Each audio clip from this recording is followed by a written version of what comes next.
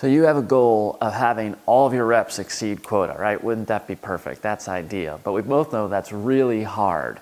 Where does it fail? Why does it break down? Why aren't your reps more consistent in delivering the message? Why aren't they expanding the opportunities that you think they should be? Why aren't they getting outside of their comfort zones and they're just talking about what they know and what they have high confidence in?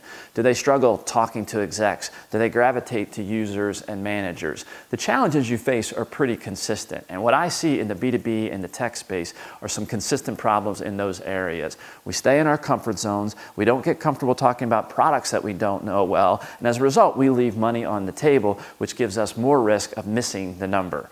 So the gaps that cause that are sometimes skills-based, sometimes it's resource and time, sometimes it's a confidence gap. I'm not going to talk about what I don't know. And my manager, who I like, who does a great job managing my forecast, isn't giving me the opportunity to talk about these pitches and to give me use case studies and to give me safe at-bats to practice talking about that. What questions should I expect? What objections do I need to be prepared to discuss? And the result then is that we get a narrower band of your product set sold, and ultimately you're putting yourself and your team at risk of not exceeding that quota that we started out.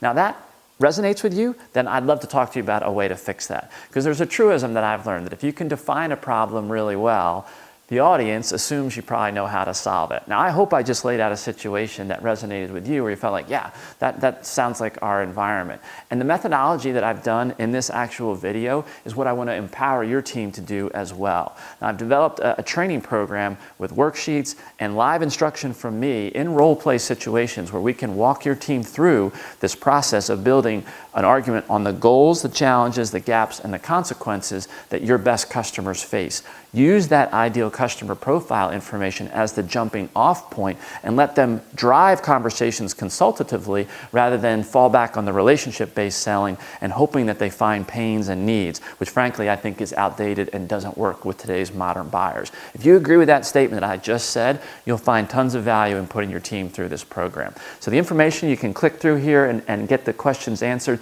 that hopefully I've planted in your head.